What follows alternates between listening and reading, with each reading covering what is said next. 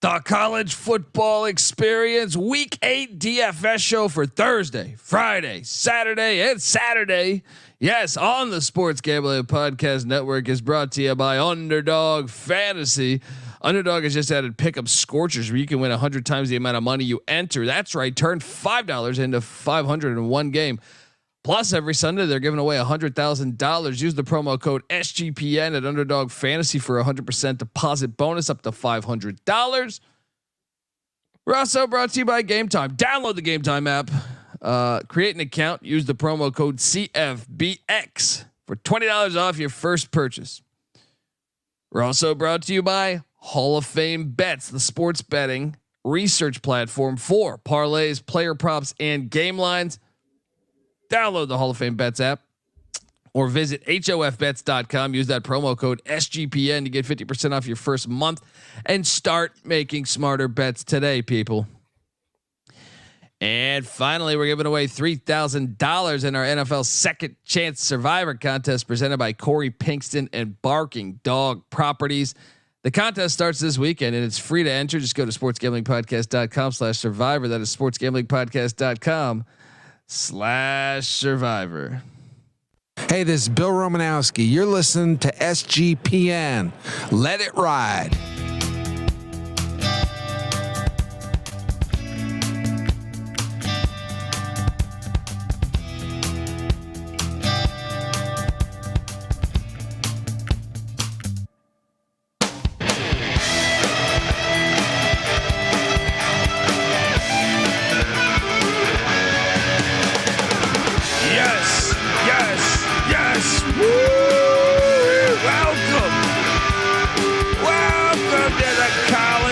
Football experience.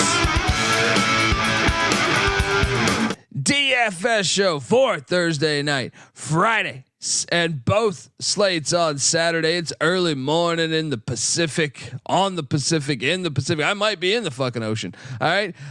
Perhaps you're wondering who the hell you're listening to, and that's fair. My name is Colby Swinging Database Dad, aka Pick Don D. That's not a pick. This is a pick. He was raised in the land down under, where a man thinks on his feet, speaks with his fists, and lives by his wits. When Dundee happened, he was a superstar. Nobody knows nothing. Somebody knows. Double the price, but no one touches Dundee. Woo. We had a great. Hopefully, you caught the DFS slate for Tuesday and Wednesday. I know NC Nick won one of those. Tuesday night. There we go. And hopefully you're watching on YouTube, youtube.com/the college experience. Check us out. We got shows coming all day this fine Thursday. Look, I'm excited about the slate tonight. I am joined by my co-host, the DFS god himself. We invite you to come play DFS via our Twitter account at TCE on SGPN and this guy's account at NC__NICK. Give it up for the rooftop IPA drinking, home brew making, tobacco road living, the free lot giving, former Herndon Basketball League MVP. Give it up for NC Nick in the place to be. There we go, man. What's going on? It is a great slate tonight. I just wish there was a third game. There should. I mean, the FCS, they're there. There's 2 games tonight. There for the taking. Yeah, the DraftKings letting us down a little bit. But yeah, so let's quickly recap from where we left off from Monday's pod. I did win the Tuesday night slate, but I had to split the pot because M Buhner 23 and I had the same lineup. You were in the mix there for a while too, especially with Vadiado, who was pretty low owned. Him and the connection with Metcalf was looking really good in the first half, kind of fizzled out in the second half. Metcalf couldn't get loose. Vadiado threw a couple picks, but that was a fun slate. Yeah, and I still want that chance. That was a fumble by Salter, who one was my fantasy quarterback as well. But true. Vibrator would have had a chance to score another touchdown, or maybe throw another pick. So I don't know. Then Wednesday night, Jabari Smith fan won. Jamie 8238 came in second. You won our side bet though. You had the New Mexico State Monty Watkins running back who went 10 for 109, which actually brought down his yards per carry average on the season. He's a dog, dude. Why don't they give him more carries? Yeah, this is like John Lee Eldridge 2.0. Seriously, here. I mean, he just breaks long run after long run, and I think 10 carries was the most he's gotten all year. And I mean, I don't understand it. I believe I'm double checking. Was he the Michigan transfer? TCU's transfer. He was a 4-star recruit to TCU. I don't recall him on TCU. He might have been buried on that depth chart. I mean, they had some really good running backs the last couple of years. He was no. He was TCU running back 2 years ago. So that year they had Zach Evans, who's going to start for the Rams this week. Yeah, and they had Kendra Miller on the Saints. So no wonder why he didn't crack that. And the third string back, the guy that played in the Natty last year, who's on the Chargers. I'm drawing a blank on his name right now. And the guy who starts this year, who's been kicking ass. Not Trey Sanders, the transfer from Alabama, but the guy I've been rostering all freaking year.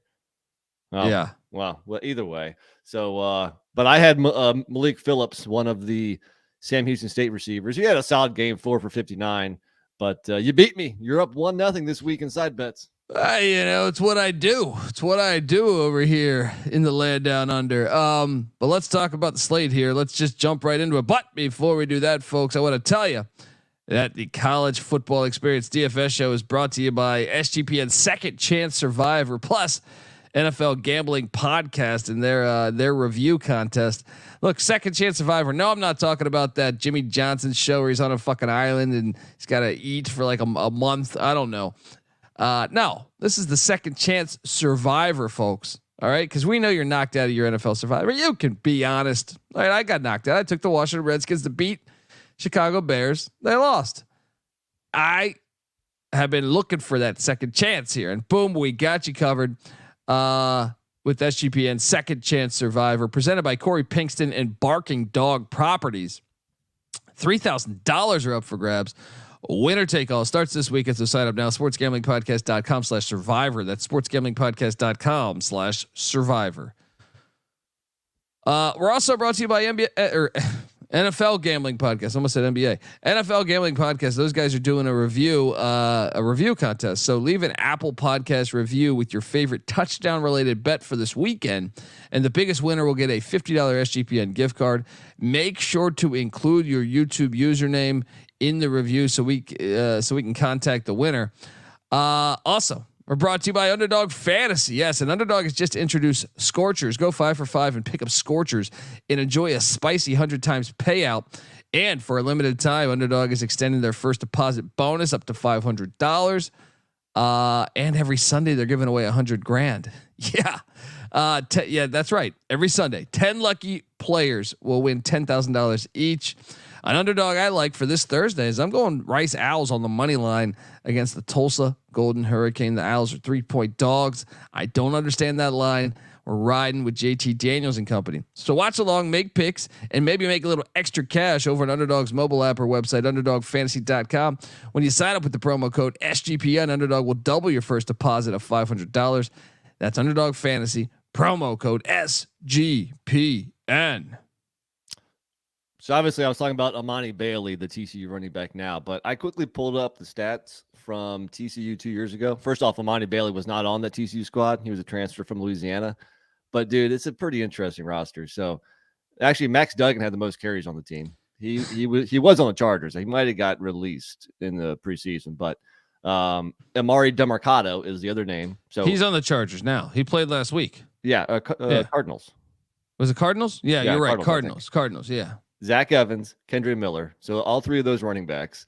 Monty Watkins got 12 carries that year for TCU. The other guy they had, in addition to Max Duggan and Chandler Morris at quarterback, was Sam Jackson, who is now starting some games for Cal.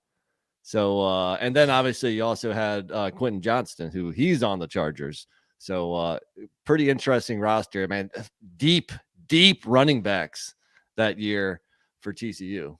You know, if you go back to the interview where I had Scott Watchenheim on the show, he coached at Utah State with Gary Patterson, and we were talking. I don't even know if it was on the interview or off air, but he told me, he was like, yeah, I don't know if they're going to be able to sustain that because Gary Patterson's the best judge of talent he's ever seen. He said, out of all the coaches I've been with, he knew what the players best could be suited for, whether it was defensive back, whether it's running back. He goes, a lot of times you struggle to know where you're going to put your guys. Sure. And he said that, I don't know about Sonny Dykes, but he goes, I thought he walked into a situation where you knew that team was way more talented than their record. Yeah. And it'll be interesting to see if they can sustain that without Patterson's, essentially, the guy bringing in the talent. So, something to monitor. That's unbelievable though. For sure. All right. Well, look, tonight we got two games. The game I think we're all excited to see is the JMU Dukes hit the road to Huntington, West Virginia. They've never beaten Marshall. Huge game in the Sun Belt East. Marshall thinks, hey, I know they lost to NC State, followed that with a loss at Georgia State, but they're still very alive. You win this game, you have the inside track on getting to the Sun Belt Championship, perhaps. So, best game of the night for sure. I mean, there are only two games that has an over under 49.5. Meanwhile, Rice Tulsa, which is also a pretty interesting game, could be a shootout. I think over under a 58. Both teams might go bowling in that. You might be. Yeah, shout out to Terrell Furman Jr. in the chat. Yeah. I think both games actually it might end up pretty. Like when I saw Rice Tulsa in August, I was like, eh. Now I'm like, yeah. I mean, I'm on the over with Rice, so I need them to win this, but. Both games actually pretty decent for a Thursday. Mix that in with those two FCS games. You got 4 college football games on tonight. But let's talk about the DFS slate for Thursday because we don't have the FCS games on the DFS slate, unfortunately. However, I feel decent about my roster here. How about you? Yeah, not too bad. I mean, I think quarterback is interesting. I rostered 2. I imagine you did as well. I did. But really, like you can't trust the Tulsa quarterback situation right now. You got both Braxton and Williams playing snaps last week. Neither look good. I don't know if anybody knows who's going to start for Tulsa, but I think there's a good chance both of them get snaps, and therefore I didn't want anything to do with the Tulsa quarterback situation. And then you got JMU Marshall. That's an interesting one, but I don't think you want both quarterbacks in that. So my top quarterback, JT Daniels, 7.4K up against. We're gonna have the same quarterbacks. Probably. You want Tulsa ranks 119th in the nation versus the pass. I think that is the obvious play. Well, I mean, he's a 35-year-old quarterback that you want to get the experienced guy. They're running. They've kind of changed their offensive identity to fit JT Daniels. Yeah, they were like a run-heavy team a year or two ago under the Tuiasosopo. They have changed it. They're kind of going air raidish stuff with old JT Daniels to fit his talent. That's what he's used to, whether it was high school, whether it was college for the most part. So they're doing that. I think you got to have action on JT Daniels. And the second quarterback, I'm assuming, is Jordan McLeod. Obviously, him or Cam Fancher. You could make compelling arguments for either one. If you were talking about Fancher, you're talking about a Marshall team who's at home going up against a JMU team who also struggles mightily to defend the pass. JMU is number 1 rushing defense in the country. I think they're in the 120s or 130s as far as pass defense. So there's an argument there. Can I talk on that for a second? I think that's a little misleading. I think I noted this because Patty C on last night's show was saying they've won a lot of close games. I'm like, no, they haven't. JMU has been up double digits in every single game they've played this year. Right. So they get up early and teams have to pass. Yes, so, and I think they go into a prevent and their pass defense. They did a great job against Georgia Southern last week, and Georgia Southern runs the air raid, and that kind of makes their run defense look better than it is, and it makes their pass defense look worse than it is. So I hear you. I didn't roster Fancher. I did go Jordan McLeod, but if you look at Marshall's getting gashed by the run. They're actually pretty good defending the pass. So that's why I found it pretty interesting, but it sounds like we have the same two guys. I guess Jordan McLeod is the most expensive at 7.7K, and then JT Daniels at 7.4K. Well, why you like McLeod is he is still dual threat. Yeah. He can run with his legs and that offensive line. I want the quarterback behind that offensive line, to tell you the truth. I don't give a shit, who's playing. That offensive line for JMU stands out. When you watch it, you go, whoa, who is that? Plus, the Marshall defense that looked good the first 3 weeks of the year. Well, the last 3 weeks they've given up 41, 48, and 35 points to some nuts. I mean, Georgia State's got a pretty good offense, but ODU and NC State, they don't really. So you have to be concerned with the Marshall defense right now. So that's why we're in agreement with McLeod. Did you go 3 backs? I did. Yep. And my top guy, I roster him every time, regardless of matchup, because we just said how good the JMU run defense is. I still went Rasheen Ali, 6.7K. We're the same team. I mean, the guy's a stud. He led the nation in rushing a couple years ago. You have to. I understand JMU's run defense is good. Okay, whatever. Rasheen Ali is good against whoever he plays. He scored at least 2 touchdowns in every game this year, except the NC State game. Yeah. It's just someone you got to play. Now, I have 2 other backs that I'm excited about. You have 2 other backs too? Yeah, I do. And the first guy, my only player on Tulsa, because I can't trust the quarterbacks and I really can't trust the receivers. With Shoulders out for Tulsa, I don't know who's going to get the most targets. So I focused on their running game with Anthony Watkins for 6.2K. Randy Watkins. No, Anthony Watkins. Yes. Look, he's good. I thought about rostering him. We have a difference. All right. Yes. I got Kalen Black as my guy for JMU. Play the music because I have Black as well. Okay. So JMU's offensive line. I just touched on it. Give me everybody behind JMU's offensive line. All right. And granted, he splits carries with Lawson, but Black has more carries on the season, and also he catches balls too. He has at least 3 catches in 4 of the games this year. And I just thought the JMU skill position guys, the running backs and receivers, were criminally underpriced. I agree. You're gonna see. We're gonna have the same roster, but you have a third running back that I don't have. Who is it? I do. I'm taking you to the other side of that Tulsa game now. Originally, I rostered Dalen Alexander, who has 35 yards rushing on the season, right? He has 5 touchdowns though. So I thought that one made sense, but then the more I looked into it, I had extra money and I was like, wait, he has 6 touchdowns on the season. Unbelievable. There's just a guy named Dean Connors that you got to get action on, because have you seen how much this guy has? He's the second leading receiver on the team, right? He's getting 13 yards a catch, right? He's got 2 touchdowns receiving, but he's also their leading rusher with 41 rushes, 180 yards and a score, 4.5 yards of rush, just about there. This guy's a stud, and the fact that he's kind of their Swiss Army knife, give me that all day, Dean Connors, and he's criminally underpriced, man. 4,800 for Dean motherfucking Connors. I don't know. I have a rule: never draft white running backs. This guy's from Hawaii, but he doesn't look Hawaiian. At least not native Hawaiian. So, buddy, Dean do I Connors. gotta tell you what he did last week against? Well, they had a bye week, but the week prior against UConn. UConn, good defense. He had 7 rushes for 42 yards, and then he had 7 catches for 88 yards. This guy's a machine. He hasn't really been on my radar. This might be a nice pick here, but I think first of all, did you roster anybody on Tulsa?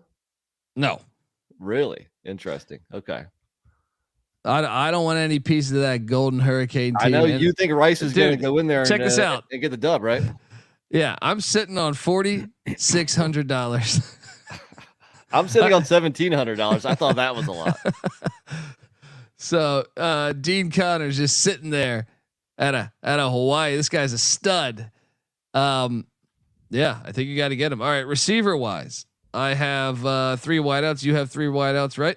Yeah, there's one obvious play, I think, especially if you went JT Daniels, and that's to stack him with Luke McCaffrey.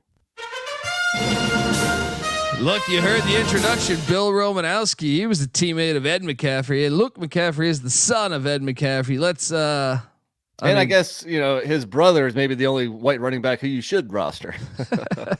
Tommy Vardell. They called him Touchdown Tommy for a reason. NC Nick.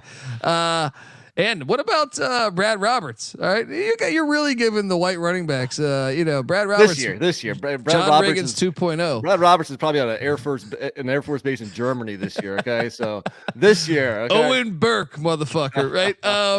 No, look, McCaffrey obviously a 30 catches, 514 yards, 6 touchdowns. He also has a few rushes.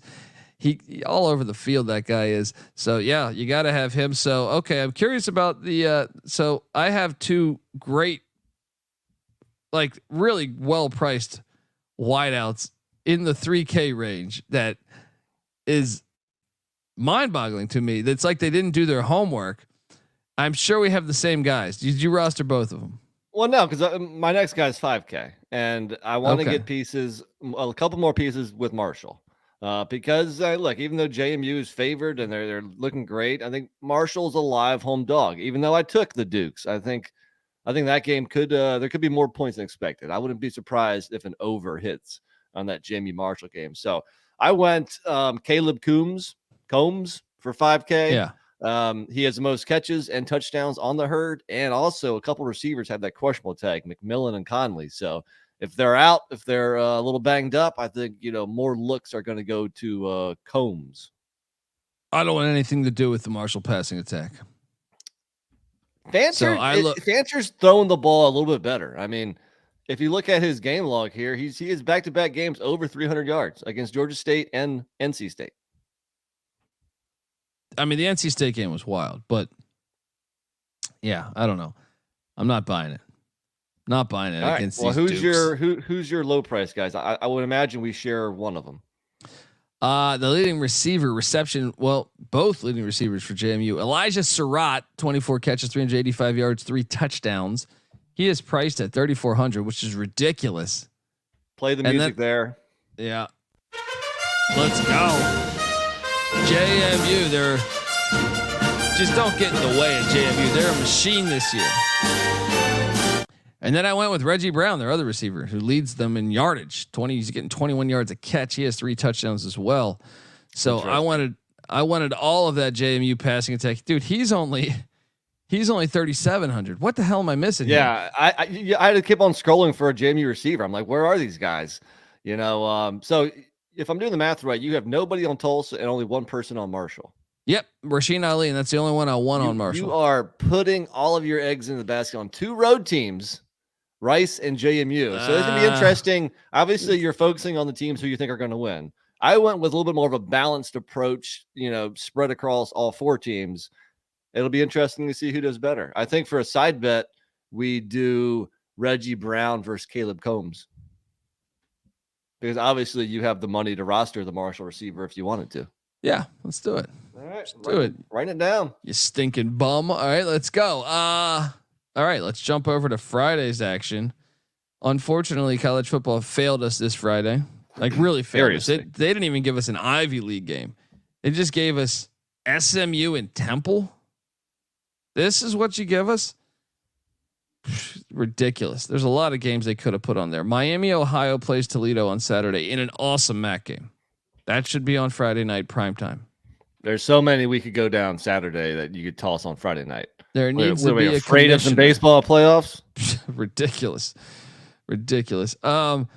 So my captain, this was really hard to do here because I feel like everyone's going to have the same team. Yeah, that's why whoever you put it as the captain is the most important. When I'm looking at the stats, the one thing that jumped off the page is that Temple is 129th in the nation versus the run, giving up over 206 yards per game. That's why this is a bounce back game because Jalen Knighton did not play that well last week. For my captain, I went the SMU rushing attack and the Miami transfer and Jalen Knighton. My problem is they just don't rely on the run that much. That's fair, but they also spread the ball around in the pass so much. It's hard to rely on any one pass catcher. Well, that's why you got to go Preston Stone. He threw for 300 against Prairie View. He hasn't had a 300 game yard since. Hey, don't shit on Bubba McDowell. That's my guy, right? This is where he gets back into 300s. He's going to throw for over 300 against Temple. So that is my captain. I wouldn't be surprised. So he was more expensive. So how much money did you have on the table? I only have 500. I only had an extra 700. So I went. Preston Stone is on my roster. I actually had both quarterbacks. Now, EJ Warner has a questionable tag. Me He too. missed last week with the concussion. My hunch is that he'll be back. Most concussions, I think it's fair to say that you're out 1 week. Unless it's a really bad one. So you're gonna have to monitor this leading up to kickoff to see if he gets a start. But I think, especially on a slate where there's not a whole lot of good options. That's why I went both quarterbacks. Yeah, I did too. EJ Warner, still hasn't had a 300-yard game this season, huh? which is crazy. Do you remember how he ended last year? Yeah. Oh wait. No, I'm sorry. He threw for 472 against UTSA. Oh, the last time he played. Yeah. So that's why you want to roster him. Well, I mean, last year, and I know you hate when I bring this up. Last year, he threw in the last game of the season for 527 and 5 touchdowns against East Carolina, but they lost. That's all true. right. That's true. That's what happens when you play the Pirates. Not a good look.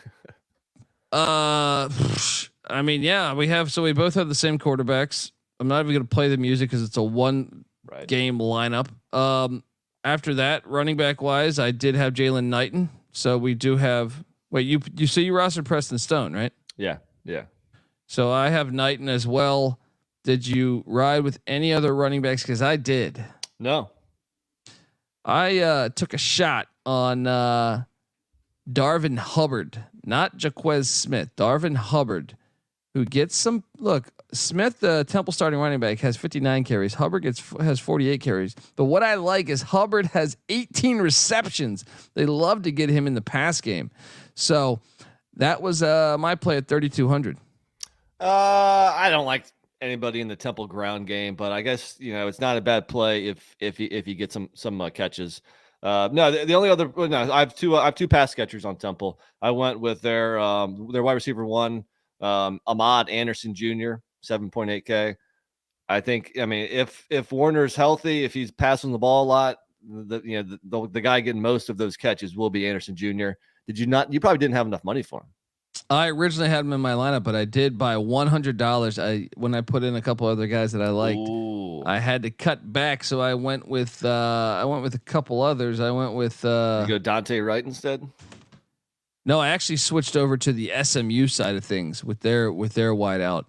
I went with their top wide receiver in Dallas Jake Bailey, their top receptions leader. He hasn't scored yet. I feel like it's for you to lead the team in receptions. It's only a matter of time before he scores. So Jake Bailey, I think, gets in there for the SMU Mustangs. Sounded like you wanted to say positive touchdown regression candidate. Yeah. I know you like. You sound like Kramer pushing that. So yeah, did you not roster Jake Bailey? No, I didn't. I mean, not Temple. SMU has 5 pass catchers that have over 10 catches, and then they got 2 other receivers with 8 and 9. So I didn't want to spend up on the most expensive one because they spread that around so much. I mean, I understand your point because Bailey has 20 catches. He leads the team. I took a shot on a guy with 11 catches for 204 yards, averaging 18.5 yards a catch. Meanwhile, your boy Jake Bailey only 11, and my guy also leads the team at least tied in receiving touchdowns with 3. I went Roderick Daniels Jr. 3.8K. Wow. I think we're gonna have our battle here. How expensive is Bailey? No. Okay. I'm talking about another matchup there. So you have I have money too, and there's a receiver, Keyshawn Smith, at 4.4K. Did you roster him? No, there's a guy at 2.4K that I'm a big fan of. On SMU? Temple. I rostered him as well, the tight end, Martin Robinson. David Martin Robinson.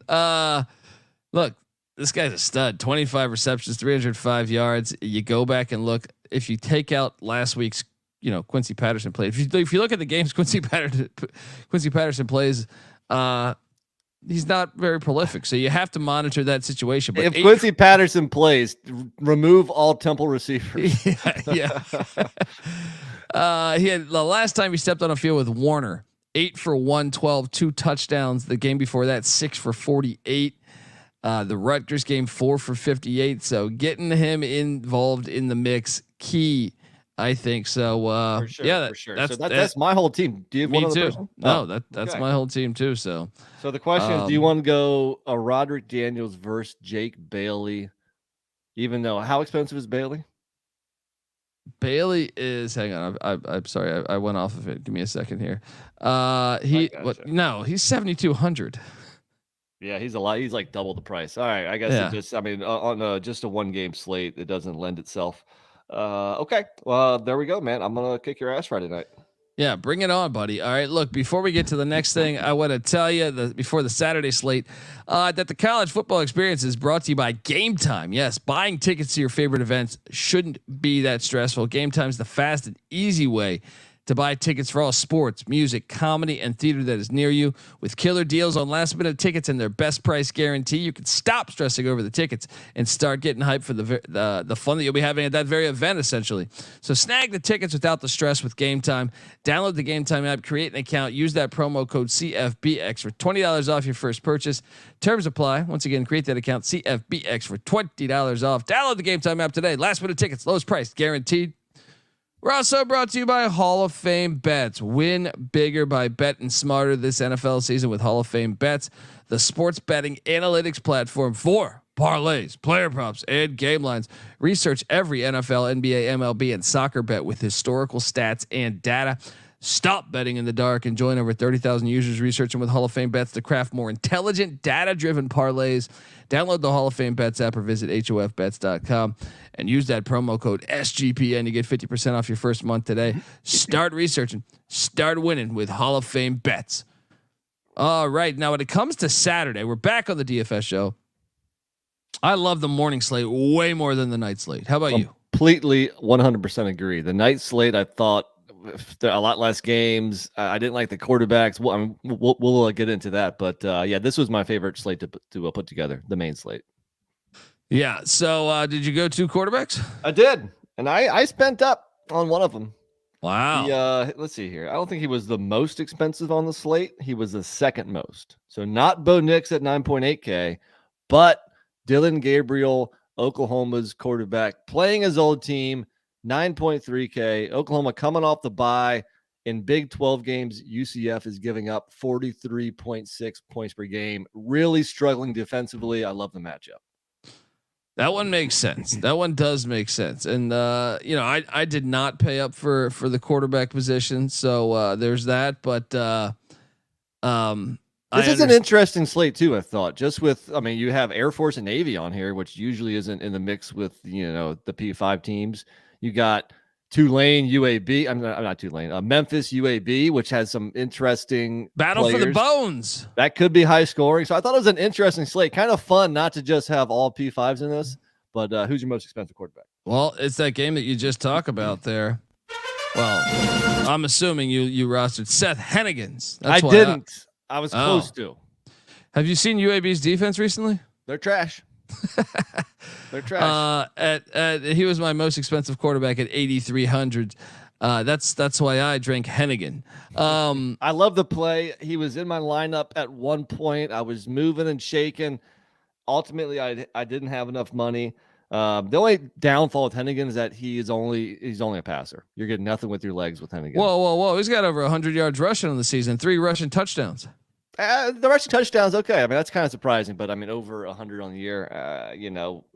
I like dual threat guys, and that's why for I think $500 cheaper, you can get Garrett Green, West Virginia's quarterback, 7.8K. I almost went with him. Dude, he showed me something new last week too.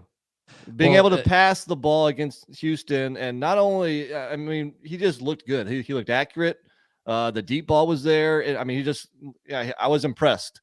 And we always know he has a really, high floor because of his rushing abilities.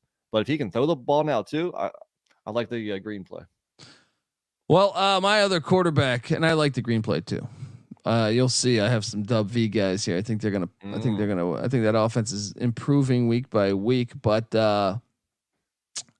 this one, I'm just counting on the fact that he had a really bad game last week, and I think he puts it on him to puts the pressure on himself to deliver a Don't huge tell me you're going game. Slovis. No, I'm going with Curtis Rourke, and these are the breaks. Look, he had a terrible game last week. 3 interceptions, 159 yards passing, but you don't have to look that much further. The week before, 300 yards, 3 touchdowns. This is a guy. He also had a rushing touchdown in that game. I just expect him against Western Michigan. When I look at Western Michigan, I think the weakness of the Broncos is the defense. I think the offense will probably be able to keep up. This could be, and it hasn't looked right for Curtis Rourke for a lot of games this year. I think though, after that bad of a performance, that might be the worst game he's ever started. And I think he bounces back against the Broncos. And BYU and Slovis is on the night slate. I was getting my slates confused. I also had him originally in here too, but yeah, you wonder if he's not healthy or if the offense just isn't clicking for some reason. Look, I mean, with how cheap he is, it makes sense. And maybe he is in store for a bounce back spot. So I like the play. I was thinking about him, but I wanted to get the quarterback position right this week. So I wasn't willing to take a gamble on a guy who hasn't looked himself this year. Threw for 300 and had 22 yards rushing and a score the week before. There you go. All right. He's going to bounce back running back wise. Did you roster 3? I only got 2 this in this slate, actually. Did you go with your standard 2-3-3? I did. I'm back to 3 backs. Well, since you got more than me, why don't you do the start? Why don't you lead the way? One thing I know about Dana Holgerson teams is they're not very good against the run. So Jonathan Brooks at 7,400, leading rusher for the Texas Longhorns, 7 yards of rush, 6 touchdowns. Get him the ball. Houston is ranked 97th versus the run. Brooks is a top 10 leading rusher in the nation. I mean, he's going to be chalky. A lot of people are going to go after Brooks here, but I think you have to. 100%. So that means my second running back price wise, and that is back to Morgantown. All right. CJ Donaldson. Look, I don't know how good Oklahoma State really is. Now, great job on the bye week. Gundy's got this team playing better. But we need to learn about them when they hit the road to Morgantown and take on a veteran offensive line. I've said all year, I think short of Texas, they're the best offensive line in the Big 12. And I'd say they're probably a top 20 offensive line in the country. So give me CJ Donaldson running against, a defense that did give up 34 to South Alabama. So give me CJ Donaldson, 6,500. I like Donaldson. I mean, he's scored a touchdown in 4 straight games. I thought he was going to have a better year this year. I mean, he's not doing bad, but only 1 game over 100 yards, and he just barely cleared that. Last 3 weeks, 66 yards, 61, 48. I mean, he's solid. He's a safe bet for decent production, but he hasn't really had a monster game yet. I don't know if that's coming, or maybe he's just going to be kind of steady Eddie this year and not have that kind of upside that he had in some of the games last year. The running back on the opposite side is more expensive, and Ollie Gordon. I've rostered him the last couple of weeks. He's kicking ass, but his price has gone up too. So I didn't roster him this week, especially at WVU. Kind of a tough spot there. I went cheaper here. I'm trying to fade this UCF team and this UCF defense. Against the run, they're especially bad. 124th in the nation, giving up 197 yards per game. And even though Oklahoma's got a couple different guys, I think Tawee Walker for 5.4K looks the real deal. I think he's a better running back than Marcus Major, and hopefully he's starting to get more carries. So I think it's a shot. I think you can potentially roster either one of these Oklahoma running backs, but I went with Walker.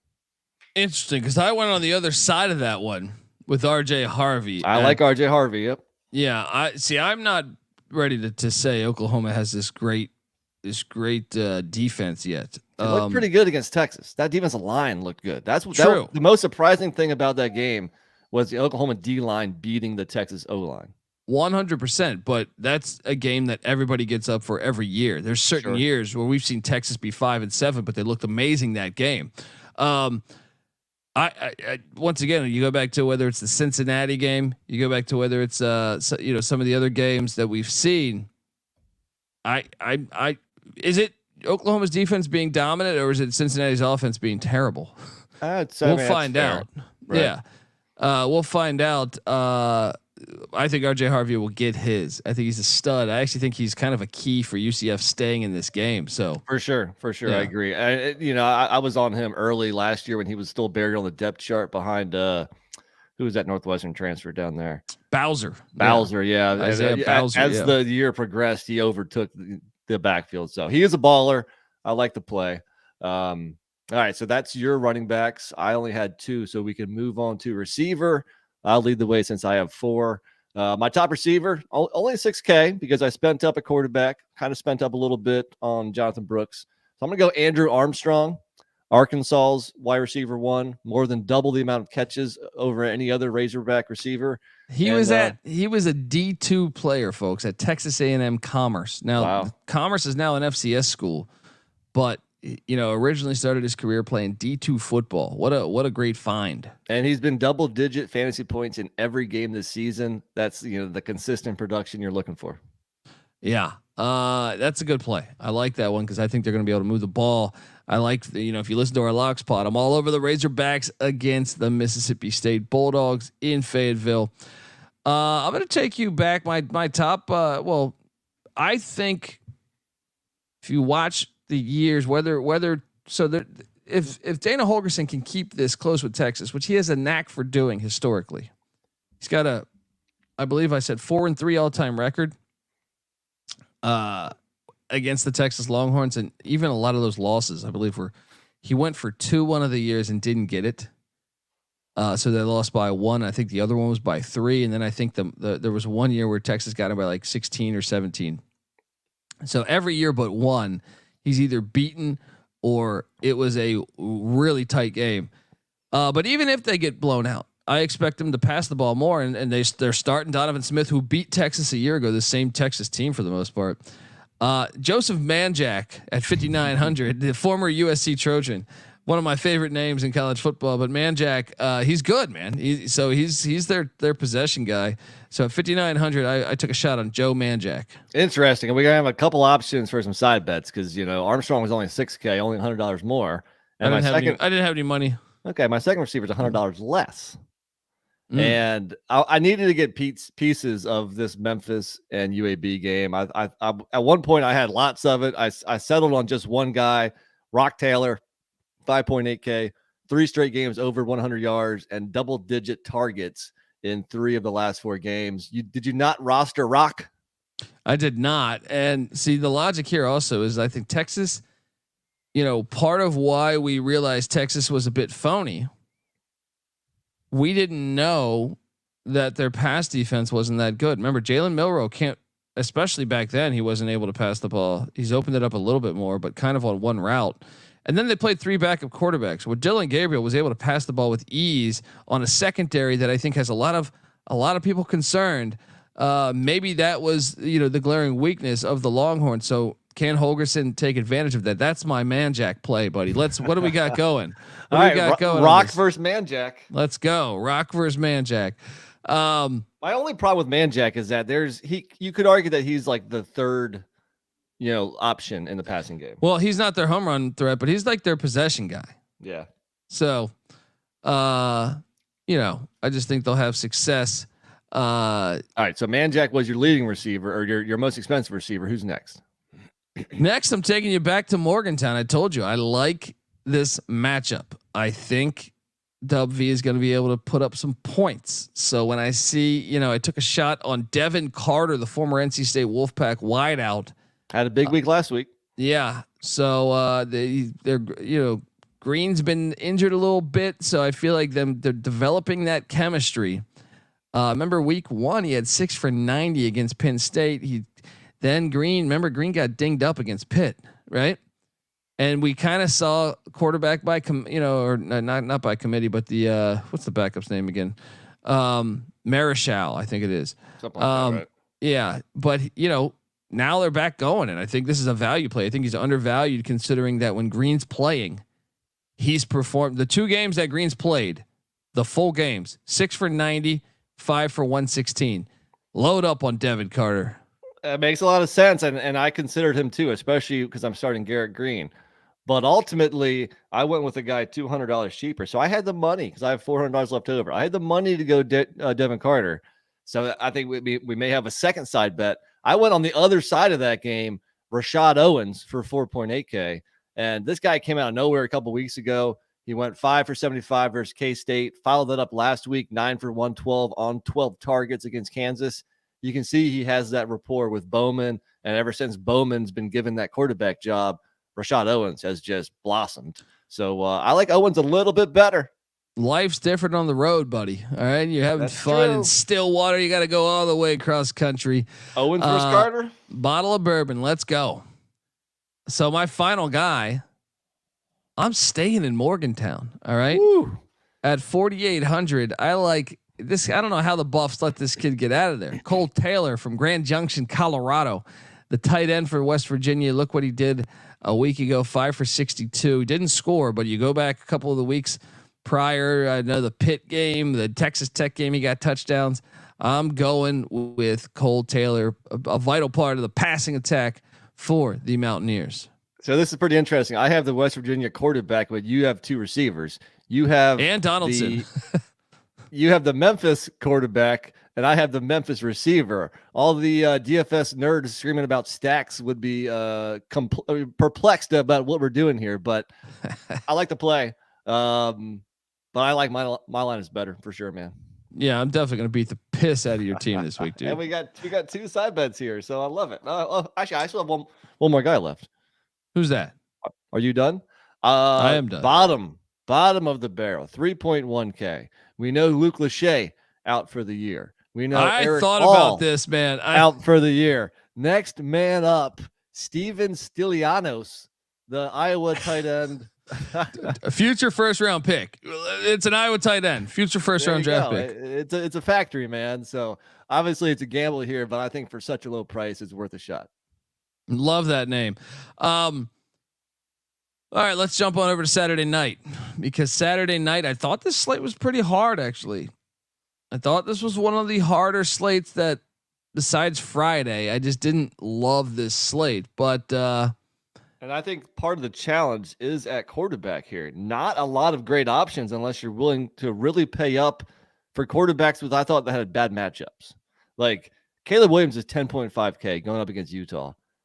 No thanks. Granted, I think he bounces back from his awful performance last week, but I can't spend that much money in a game where I consider it a bad matchup.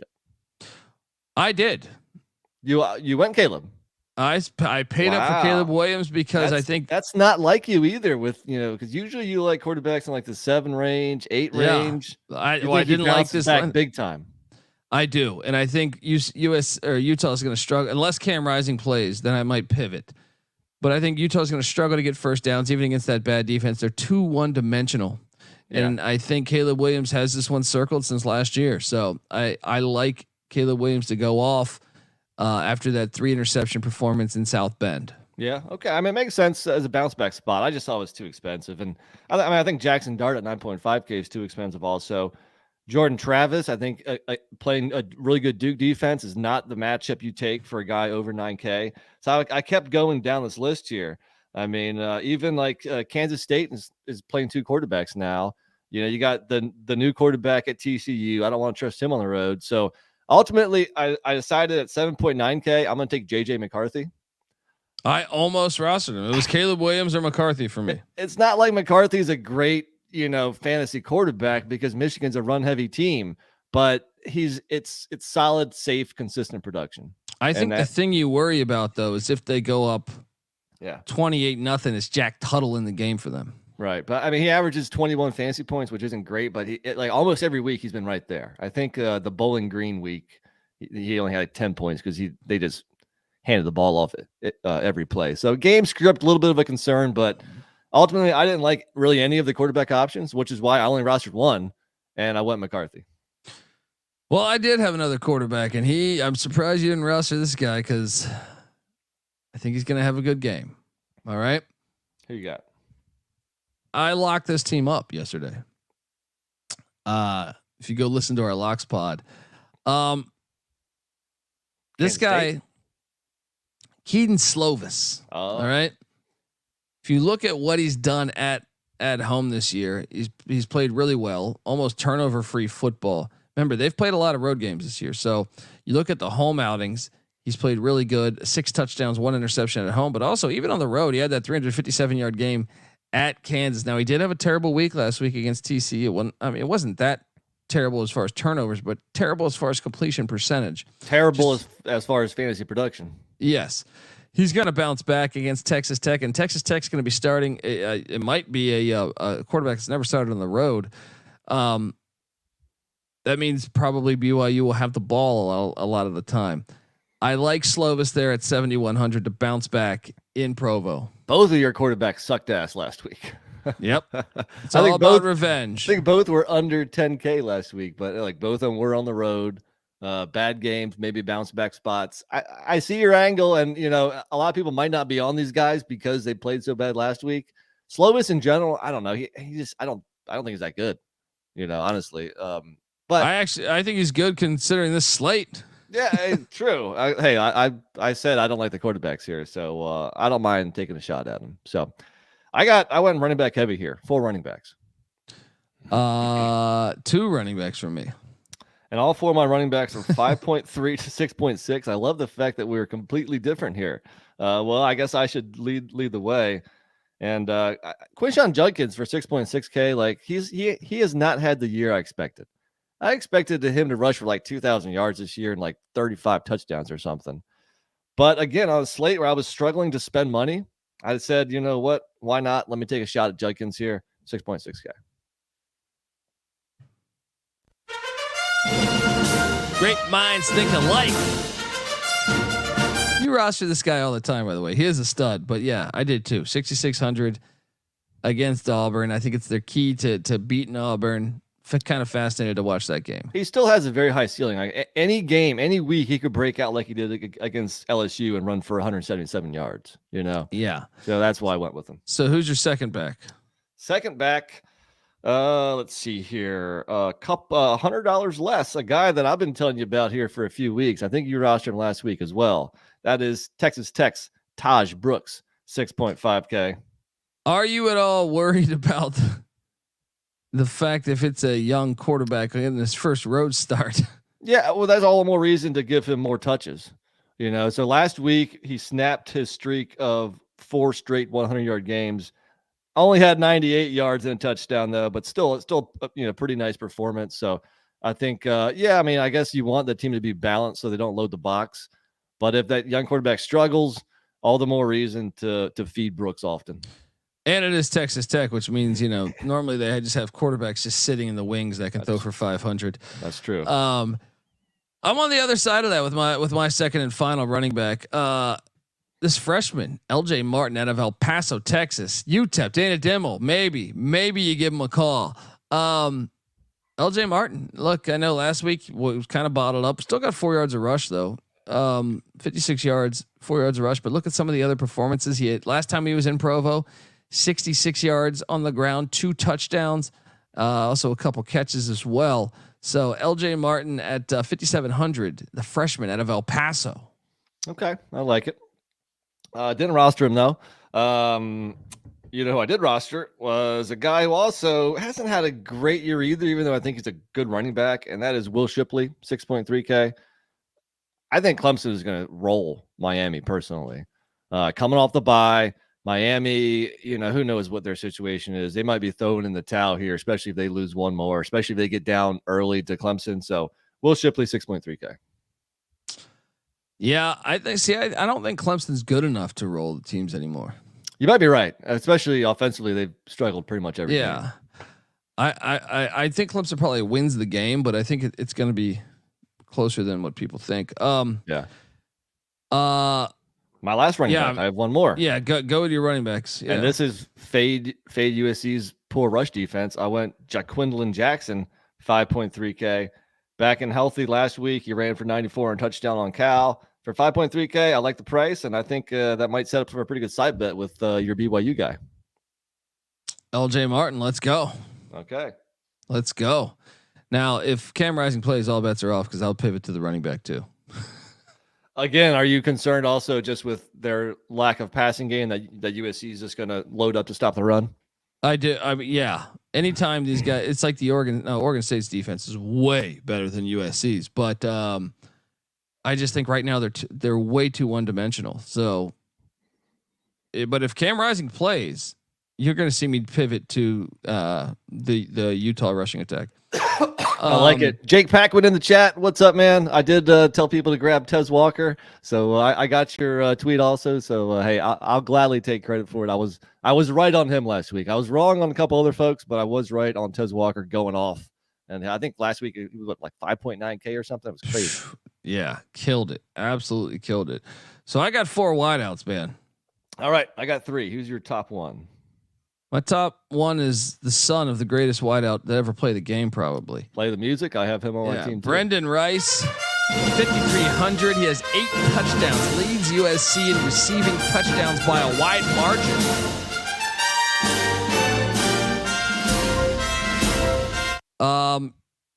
We both have him. Yeah, again, he came off a very bad week. The whole USC offense had a bad week last week, so good bounce back spot. My second tight end, I'm going to. This guy's a stud. Have you had a chance to watch this Ben Sinnott kid for Kansas State? Yeah, I like him. Dude, doesn't matter the quarterback. He's a stud. All right? I rostered him on the Friday night slate against Oklahoma State a couple weeks ago. He's super athletic. I think he caught a touchdown that week too. He is going to be good in the NFL. He had 6 for 72 last week, and that was with the backup starting. What's his price? He is 5,300 as well. Expensive for a tight end, but it makes sense. Leads K-State in receiving, buddy. Yeah, so you went pretty low. You know, I guess you paid up for Caleb Williams, so you didn't have a ton of money for the receivers. I didn't have that problem. I got $900 extra on the table. I didn't know who to spend money on. I went Jordan Watkins, Ole Miss receiver, 6.5K. Every one of your rosters has a Watkins. Jordan Watkins. All right. It's fun to say, isn't it? Eddie Murphy and Coming to America. Jordan Watkins. Give it up for Randy Watson. Yeah, I mean, it's a solid play. I just think I have a little bit of a better roster than I just think Watkins' ceiling. I mean, he has 3 games over 100 yards. He's found a new home at Ole Miss, and he's producing. Home is where the heart is, they say. That's what they say. All right, now you want the breakthrough player this week? Who's that? Zakarian Branch. This is the one. Yeah. This is the game he gets up. Double stacking with Caleb Williams. Dude, after that first week, I was like, this guy is going to be nasty. And he's just not getting the volume of touches so far. He's 48. Remember, he was dinged up. He got injured. Yeah. So $4,800. Jump on now, folks. All right. Blue light special going on in the Coliseum.